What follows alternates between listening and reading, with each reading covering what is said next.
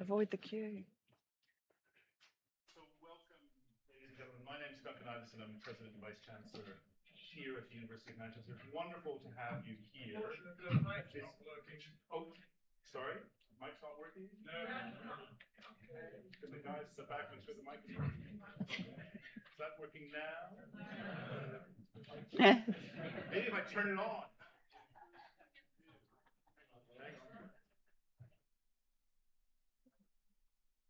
There we go. How's that?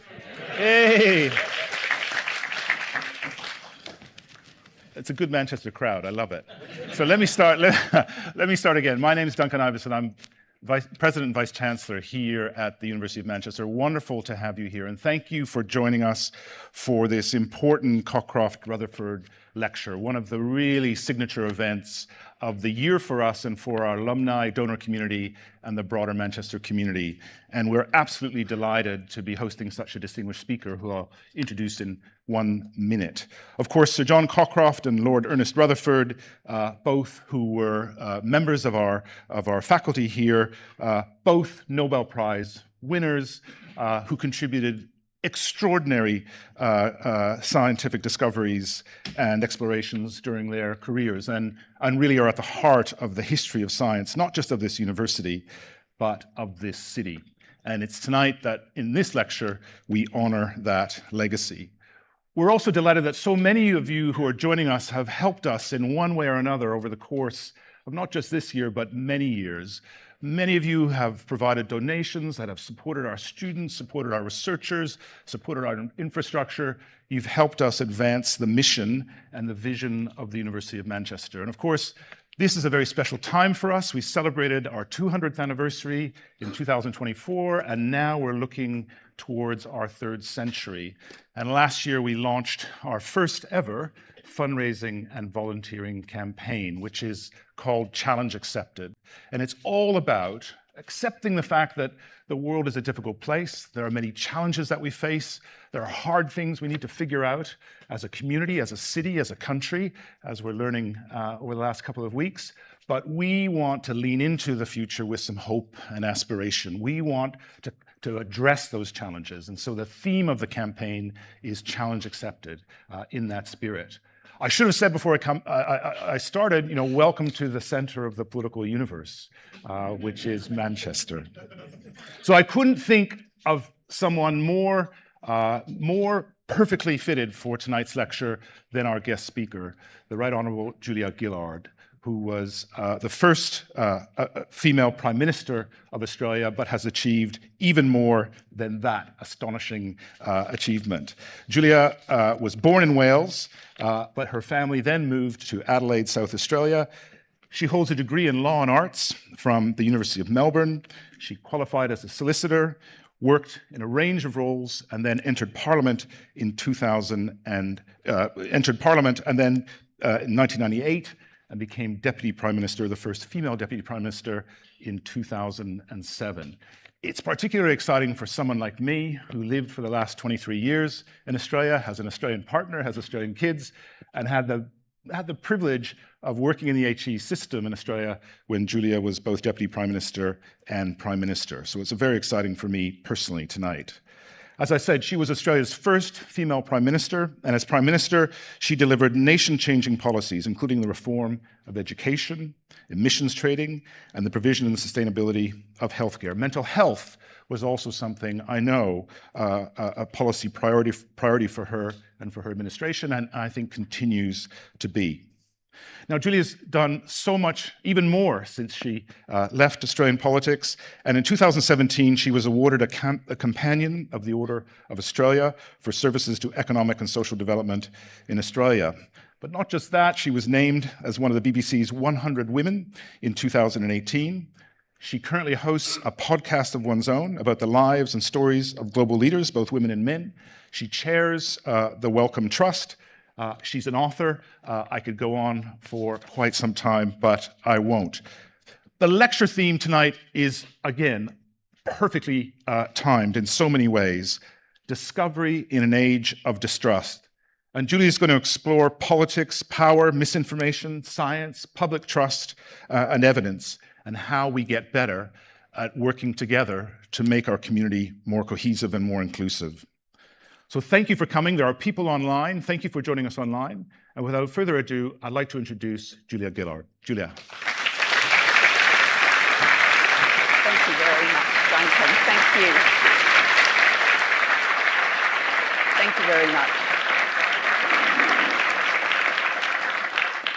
Thank you very much. And that mic sounds like it's working. All good? Yes, great. Thank you. Good evening. It really is a privilege to join you all here tonight, and a special shout out to Duncan, who introduced me. Of course, as a proud Australian, I am duty bound to say he learned everything that he knows when he was in Australia. A friend texted me this morning to see if I was free for dinner tonight, and when I responded, no, I'm in Manchester, he instantly responded, wow, you're so on trend. As someone not frequently accused of being on trend, I was quite chuffed, though I do realise if I was going to be really on trend, I would have worn a black t-shirt tonight. Now, while Manchester is all the rage at the moment, I accepted the invitation to give this prestigious lecture named for two scientific giants, John Cockcroft and Ernest Rutherford, many months ago. Back then, I must admit, I assumed that it was likely I would be giving the most important speech in Manchester this week. Obviously, that's now not the case. I toyed with the idea of trying to keep up just a little bit by announcing Wellcome Trust North tonight, but given this university is already benefiting from over £111 million of Wellcome funding, I think it's fair to say that we're already here. Of course, while I have the honour of chairing the board of Wellcome, I am not a scientist. My niece Jenna is, and when talking about my family, my late father was often heard to say, even when I was serving as Prime Minister, Julia has done very well for herself, but Jenna, she's the smart one. So apologies that you've landed with the less intelligent Gillard family member as your speaker tonight. What that means is I won't be nerding out on science. Nerding out is a technical term we use at Wellcome, but I will be talking about how science, evidence, reason can thrive in today's world. The discoveries that truly matter always reach beyond the laboratory, university or research institution and have the power to shape the world we live in. But it's a two-way street. Society, culture, inequity, politics and polarisation shape which science is funded, how it is received and who benefits. Rutherford and Cockcroft certainly made one of the most profound discoveries which became a shaper of the modern world. Splitting the atom was an epoch-defining feat. What Rutherford did first was perhaps even more remarkable. Using painstaking experiments, bombarding nitrogen gas with radiation, working with hand-built instruments of gold leaf and sealing wax, he achieved the first artificial nuclear reaction. It revealed something that had never been seen before, the proton, one of the fundamental building blocks of matter. From those experiments came something extraordinary, a discovery that opened a new field of science, entirely new, nuclear physics, and a fundamental change in how we understand matter itself. Discoveries as stunning as this do not happen in a vacuum, and that's not just because creating a vacuum was a significant technological challenge in Rutherford's day. What I really mean is that if we look closely at that story, we see that the discovery depended on people, institutions, collaboration, and on a society willing to support work whose value could not yet be fully seen. That remains true today. Discovery research needs long-term investment and something less tangible, but just as important, public trust. We are living through a period of extraordinary possibility in science, artificial intelligence, genomics, new ways of understanding the human mind and the planet we live on. But we are also living through something more unsettling, an age of distrust. Distrust in institutions, distrust in expertise, and at times, distrust in science. Tonight, I want to explore what that means for discovery, how political division shapes science, how identity and power affect whose knowledge is heard, and why misinformation spreads so easily. And ultimately, what all of this means for research leaders, universities, and policymakers, and how we might strengthen society's commitment to evidence in this more contested world. Let me begin with a simple question. What does it mean when we talk about discovery? Well, I think at its heart, discovery research is about understanding how life works, often without knowing where that understanding will lead. But whether it's revealing the makeup of atomic nuclei or working out the structure of DNA, it can feel distant from immediate human need. People quite understandably ask what difference this kind of blue sky science makes to their lives. But it is precisely this kind of work, the patient, curiosity-driven work, that drives breakthroughs and paves the way for progress. This is one of the reasons why at Wellcome we continue to invest so heavily in discovery research, not because it offers immediate answers, but because it expands what is possible for our future health. For example, the structure of DNA opened up our understanding of how genes are replicated, regulated, and repaired. In time, those insights made it possible to identify genetic conditions, understand cancer, develop targeted therapies. The path from discovery to changing our lives rarely follows a straight line, but through the zigzags of hypotheses and experimentation, the dead ends and the sudden moments of clarity, a chain of connection emerges from ideas and insights through development and application to real-world impact. But scientific discovery has never been just purely technical. It has always been shaped by the choices, values, and priorities of its time. Today, we see that more clearly than ever. From the politics of the pandemic to debates over climate change, science is increasingly contested, not just on the basis of evidence, but on the basis of values, identity, and belonging. We see more and more people placing their faith not in facts, but in factions, in voices that feel familiar, reinforce existing beliefs, often speak to a sense of grievance or dislocation. Our knowledge becomes tribal, and that means it becomes fragile. That brings us to a deeper question: whose knowledge is heard and whose is trusted? As well as my Wellcome role, I also chair the Global Institute for Women's Leadership at King's College London. Each year we partner with Ipsos, the polling company, to look at attitudes to gender equality. Our 2025 report was based on a survey of nearly 24,000 people across 30 countries around the world, including the UK. One of the questions we asked was whether people think women's equality has gone so far that it now discriminates against men. 44% agreed, almost half. And while men were disproportionately saying yes, over a third of the women we asked also agreed with this statement. It's a startling statistic. Compare it with the World Economic Forum research, which tells us that we are more than 120 years away from achieving gender equality globally.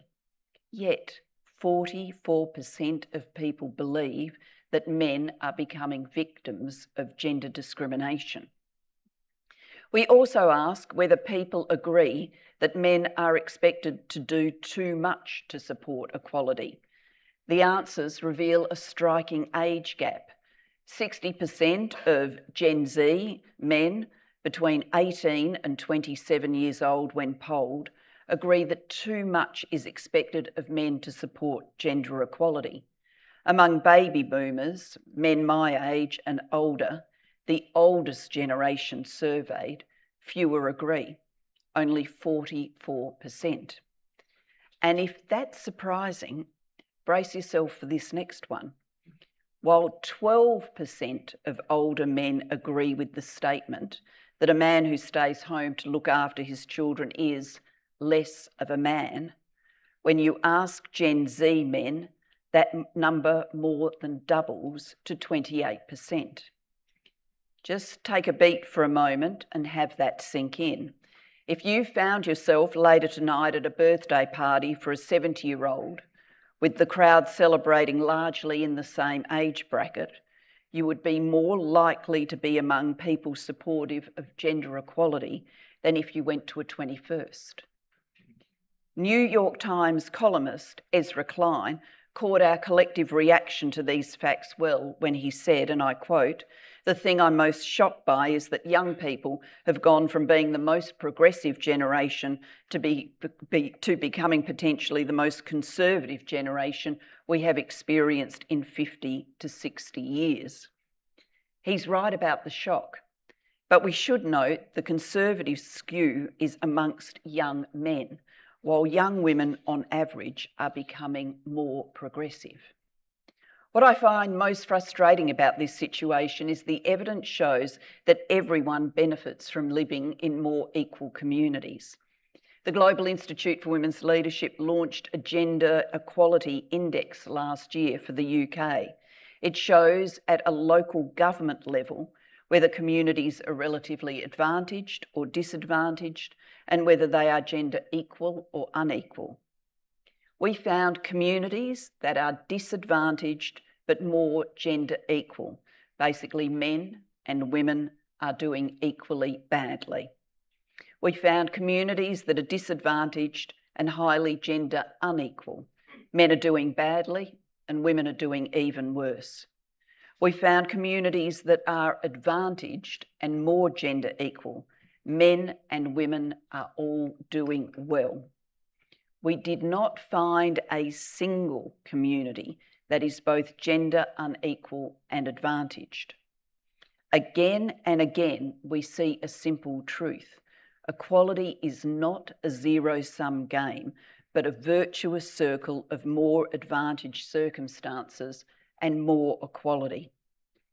But in campaigning for gender equality, to put it starkly, we failed to explain that a gender equal world is a better world for everyone. We've allowed the impression to settle that gender equality is about benefits for women, not benefits for all. And that error has fueled the growing sense amongst some that efforts to address inequality can only come at their expense, and that progress has gone too far. That reminds me of a quote by an American humorist and poet, Ogden Nash, who said, "Progress might have been all right once, but it's gone on too long." He was making a joke, but what happened to make so many young men today see progress and equality as a threat? Whether we think that perception is right or wrong, it is real. And once it takes hold, it refracts everything else. Questions of fairness and evidence are then interpreted through competing narratives about who is gaining and who is losing. Younger generations, who we once assumed would be uniformly more progressive, are becoming more polarised. And this shapes how people respond, not just to politics, but to science. Increasingly, areas of research are interpreted through cultural and ideological lenses. What was once seen as a neutral inquiry can be recast as partisan. The result is a climate in which evidence is questioned, not only on methodological grounds, but on perceived motive.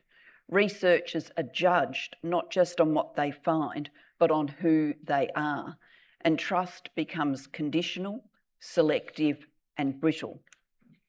One last insight to show why this really matters. A study in North Carolina State University looked at how students evaluated an online course in which they never met or saw the teacher. This enabled a setup experiment with a male teacher identifying himself to one class as male, while to a second he pretended to be female. When students believed the lecturer was male, their evaluation ratings were higher. When they believed the same lecturer was female, ratings fell. Obviously, nothing in the content changed, only the perception of the person presenting it. And this is the point.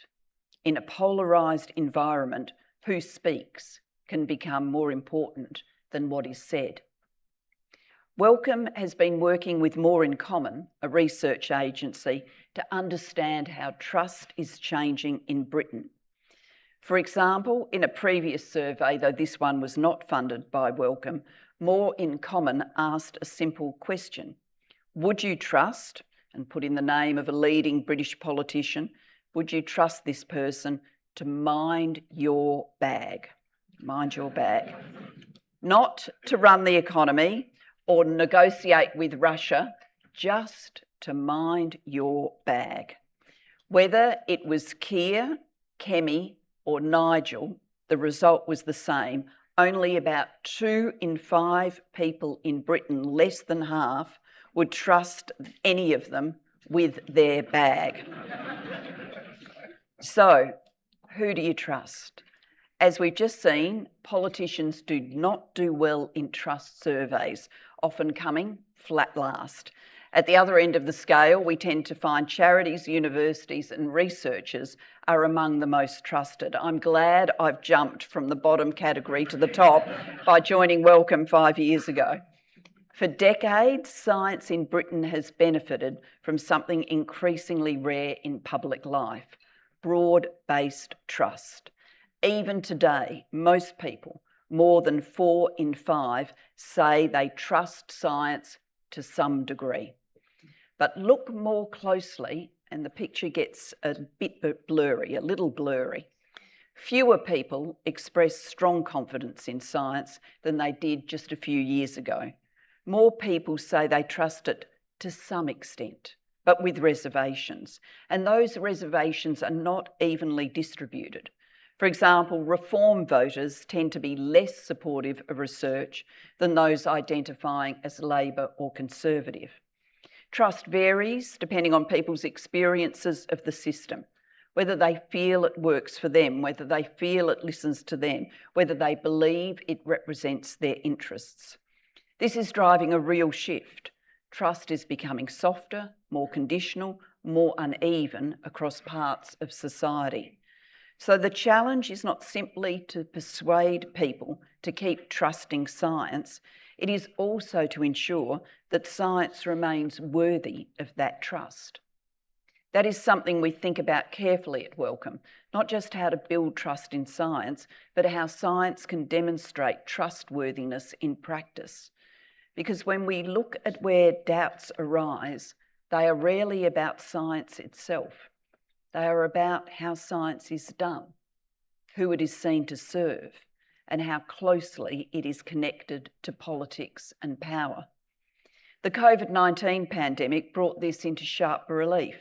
For some, seeing scientists at the centre of decision-making built confidence. For others, it blurred the boundaries between science and politics, raising questions about independence and objectivity. Once that line becomes unclear, trust is harder to sustain. At the same time, the environment through which we receive information has been transformed. We used to assume that access to more information would lead to greater understanding. The reality, as we all know, is more complicated. We have confused information with wisdom, immediacy with knowledge. Digital platforms reward speed, certainty, and emotional impact, not nuance, not uncertainty, not the slow accumulation of evidence.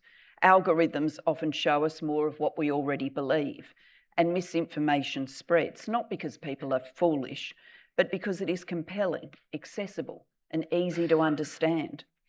Against that backdrop, the careful, cautious language of science can feel distant, less convincing. Most people encounter scientific claims not through journals or institutions, but through a fast-moving stream of headlines, posts, and commentary. Information is fragmented, context is stripped away. A single study, often preliminary, can be presented as definitive. Another, reaching a different conclusion, can be dismissed or ignored. And in that environment, it can become difficult even for well-informed people to distinguish between evidence, opinion, and assertion. All of this has consequences, not just for how science is received, but for how it is conducted. Discovery depends on societies being willing to invest in knowledge before its value is immediately clear, on accepting uncertainty, understanding that science evolves, answers change, and knowledge deepens over time. In an age of distrust, those conditions become harder to sustain, and yet without them, we would not have all the advances we rely on today. If trust in science continues to fragment, the consequences are not abstract. We see it in delayed or rejected vaccination uptake, in contested responses to climate change, in the reluctance to accept new technologies even when they have clear benefits. But over time, the risk is more fundamental. It is the weakening of the shared belief that evidence should guide the decisions we make. Without that, it becomes harder to address complex long-term challenges, whether in health, the environment, or the economy. We have all seen the power of science to solve challenges and change lives. From vaccinations and medicines to advances in public health and mental health, science has transformed how long and how well we live, but it has not done so equally. Where you are born and the circumstances in which you live still shape whether science works for you or not.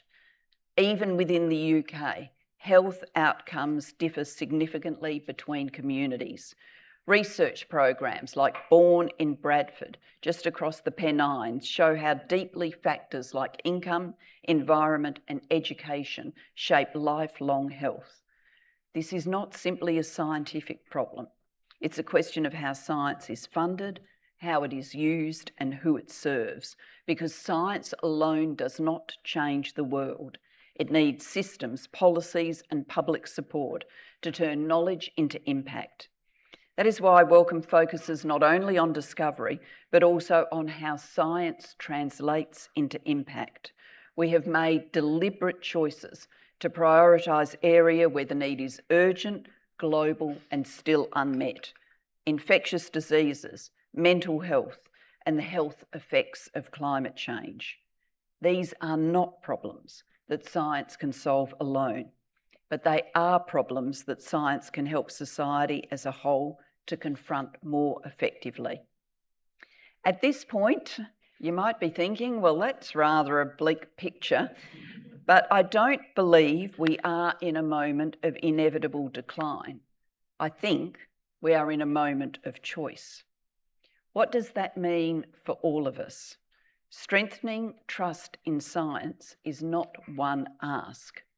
It's a set of responsibilities shared across the scientific community and research institutions, but also across all levels of government, the media, and all of us as citizens.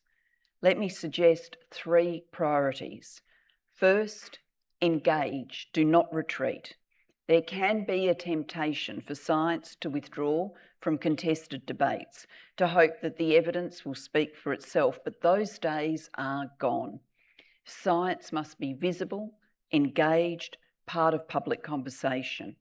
Engagement is not about simplifying science until it loses meaning.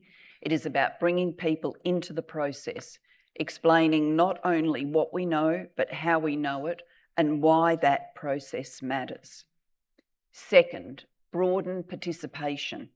If trust is to be rebuilt, people need to see themselves reflected in science. That means supporting a wider range of researchers, involving local communities in shaping research, ensuring research addresses real-world needs as well as scientific curiosity. A broader range of perspectives produces better questions and better answers. And science works best when it connects to people's real experience, not when it happens at a distance. The people most affected by research must have a voice in shaping it. Third, strengthen the institutions that make science possible.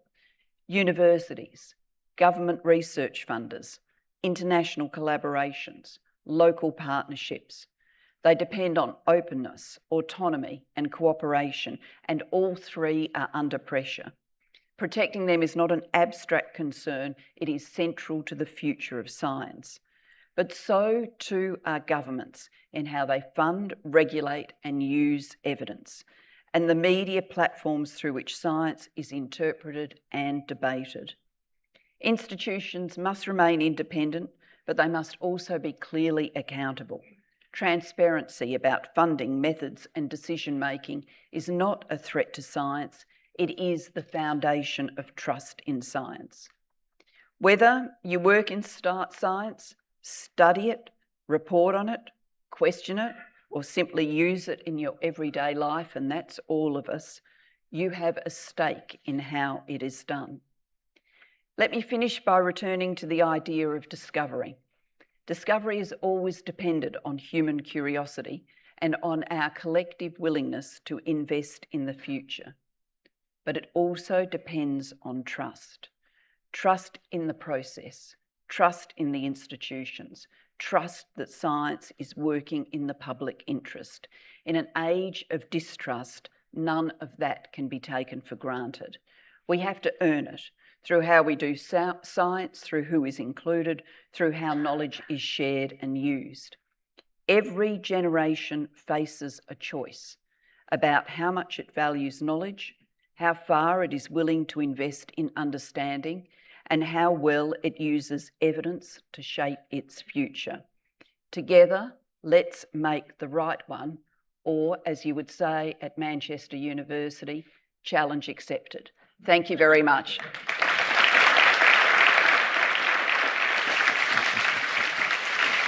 Nice one.